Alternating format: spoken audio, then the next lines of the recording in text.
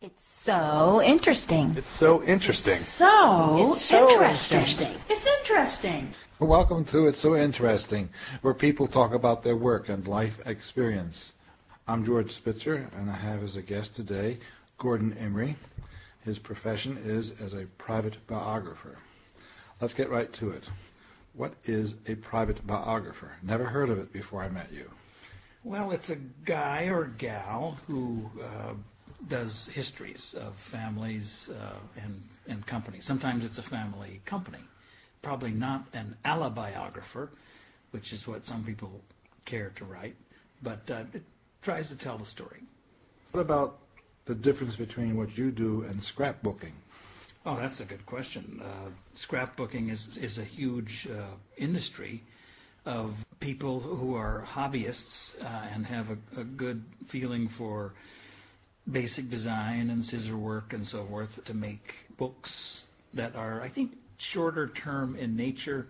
Color photography, they're not attempting to use so much antiquarian photos or anything like that. So if a birthday's coming up, you make a calendar page for your daughter, or if your anniversary, your parents' anniversary is coming up, you stick together things that would tell a life story, perhaps. But I don't think it attempts very much to be archival. Perhaps some do, but there are whole stores that sell supplies for scrapbookers. So how are you different? This private biography does a degree of archival work. Every photo that you have, if you were my client, we would scan, not every photo, but every significant photo. That's a degree of editing. You fell for that one. Now, you say every significant photo. I've had family photos. Most people have family photos. What do you do with the proverbial 25 shoeboxes filled with slides? Well, that's exactly what I've dealt with before, and you go through them and you take out the ones that are utterly generic, like the trip to Disneyland or the trip to the Riviera, with just people standing with backdrops giving what I call scrapbook smiles. Those are a dime a dozen. They don't distinguish a family very much, and so you cull those, and it's a little sad how many of those pictures people take, but they want to preserve the sense of event. And so you take one picture from the Riviera and one picture from the birthday party and so forth. But I'm looking for art, for character, for history, for a sign of the times. You mentioned to me once before the caliber of your work and, of course, the prices you charge to match that caliber, and I nearly fell off my chair. I think let's disabuse everybody here in case they want to call you about having a private biography. It's expensive. It's expensive. Yeah, and then more if you want to have a leather binding, or if you want to do 500 copies, which we've done sometimes. Some people even want to go to a small publisher and have a paperback version go out. One delightful client did. But it's serious work, and it is the absolution that one gets after collecting all the shoeboxes. I come in and give them permission to set aside the loser pictures, the birthdays, the Disneys, and come up with something that is a story, a compelling story. Because if you just put in all the cats and dog pictures, your younger progeny and descendants are not going to give a fig about it. It has to be compelling. And if you can get color into it, so much the better. If you start off with nothing but graybeard grandfathers from 1890, that's not exactly exciting to kids either. Most of your clients are not young because they want to pass their legacy on to the next generation.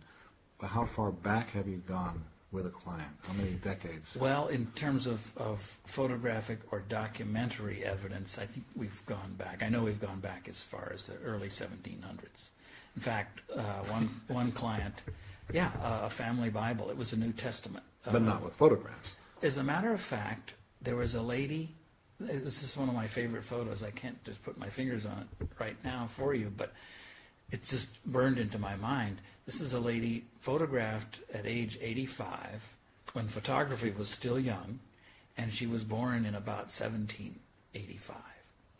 And for her life expectancy would have been about 40 years. So she was obviously a sort of female Methuselah. And she was just, it's just a wonderful picture. And it goes back how many generations? That must be 8 or 10 generations. And what have you found to be the motive of your clients wanting to spend what it sounds like tens of thousands of dollars? That would be correct. And are most of your projects in that range? Do you go up to 100,000? Well, some 1 3-year project, went over that. Yeah, some of them have been $10,000. One was for a very short life, so it was a fairly short book, but it was a tragic life of a Stanford gal who was valedictorian of her high school class.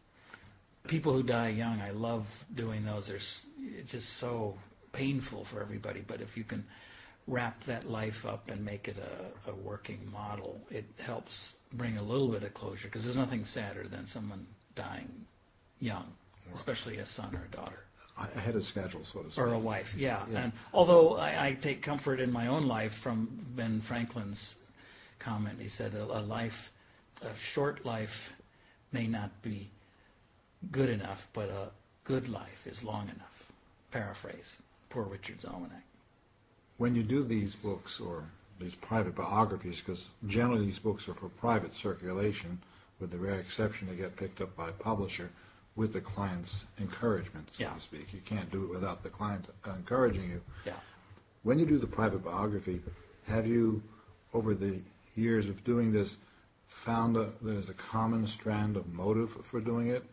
I mean, one would assume it's someone who has an ego, but on the other hand, you might find it's not that at all. Why would someone spend tens of thousands of dollars, let's say $40,000, $50,000, $60,000, to have you dig into their family history, back several generations, lots of shoeboxes filled with slides, and then have you basically poke around in the family history? Well, I think maybe I've never been asked the question exactly that way before, but in variations. And I think at some point there's a high premium, at some point in one's life, one's, shall we say, successful life in material terms, there's a premium placed on closure. If everything else is tickety-poo, and you've got a guy who does the lawn and a guy who does the taxes and a guy or gal who does the legal work and on, well, there's this private part of your life that really nobody can do but you. And you're the expert, and you're thinking, gosh, the kids are too young, the kids are too busy, the grandkids are too young, and I might get too dotty to remember this. I can afford to do this. I'm 70 years old now. Let's do it, and let's use the technology. And if nothing else, let's get the good stuff scanned at high resolution, at archival resolution, so it's there. I'll talk into a tape recorder, and if I die trying to do this, the raw material will be there. So I haven't seen it as being a big ego exercise. It's actually a rather loving gift to the future. And in the sense of someone who plants a tree, who doesn't get to see people who enjoy the shade, but nevertheless there are noble people all over who plant trees. And this is a bit of a tree planting, I think.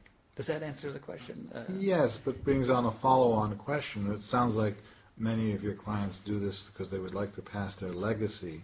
Essentially, what was it in their life that made them so successful? Not necessarily financially, but the finances or the wealth came from doing something good, one would hope. And yes, you might be a multi-billionaire or even a multi-centenaire, but you can't take it with you, but you can leave to your grandkids who don't understand what you've done.